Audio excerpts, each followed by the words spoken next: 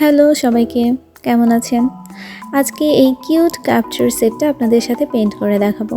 আর এটা কিন্তু আমি এভাবেই কিনে এনেছি, মানে এগুলো সিঙ্গেল কাপ বিক্রি করে এবং ট্রেটাও কিন্তু সিঙ্গেল ছিল এবং এগুলোর সাথে কোনো ধরনের পিরিচ ছিল না।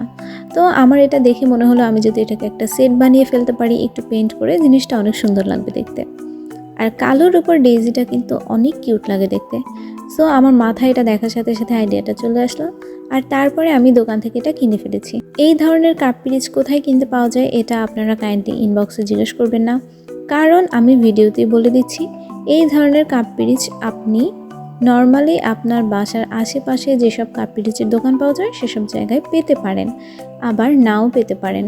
আর এগুলো কিন্তু আমি পাইকারি হিসেবে কিনিনি, এগুলো আমি কিনেছি জাস্ট আমি শখ করে একটু কালার করব এজন্য।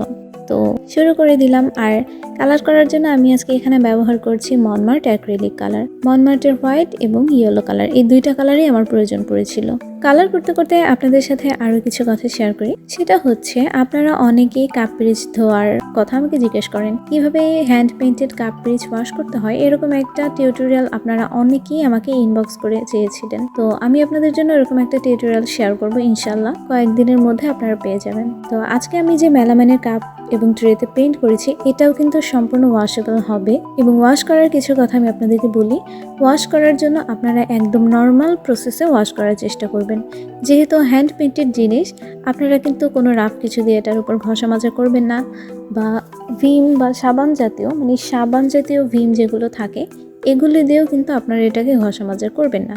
আপনারা চেষ্টা করবেন এটাকে নর্মাল সাবান পানি বা লিকুইড যে ভিমটা থাকে জাস্ট ওটা দিয়ে এটার উপরটা সুন্দর করে ধুয়ে ফেলতে। আসলে এটার উপরটা ধোয়ার কিন্তু খুব একটা প্রয়োজন পড়ে না, খুব একটা বলতে উপরটা ধোয়ার প্রয়োজনই পড়ে না, যেহেতু আমরা চা খাই ভিতরের দিকে জিনিসটা নষ্ট হয়, ভিতরের সাইডটা জাস্ট ভিম দিয়ে ওয়াশ করে ফেলেই হয়, আর বাহিরটা নর্মালি সাদা পানি দিয়ে ওয়াশ করলেই চলে।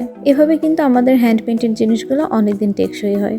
সো এসব কিছু বিবেচনা করে কিন্তু আপনারা পেইন্টগুলো করবেন। আচ্ছা, আমার কিন্তু পেইন্ট করা অলমোস্ট শেষ, আর আমি এখানে কিন্তু শুধুমাত্র কাপটাকে পেইন্ট করা দেখিয়েছি। যেহেতু কাপে এবং ট্রেতে একই ধরনের পেইন্ট, একই জিনিস আঁকা, তাই আমি ওগুলোর ক্লিপ আর নিইনি, শুধু একটা ক্লিপই আপনাদের সাথে শেয়ার করলাম। পেইন্ট করার পরে আমি এটাকে অনেকক্ষণ পর্যন্ত শুকাতে রেখেছি। আমি এটাকে 2 দিনের মতো শুকাতে দিয়েছি। 2 দিন পরে কিন্তু আমি এটার উপর ভার্নিশ করেছি, আর ভার্নিশের জন্য আমি এখানে ভার্নিশ স্প্রেটা ব্যবহার করেছি। সব শেষে ভার্নিশিংটাও দেখানো হবে, ওয়েট করুন।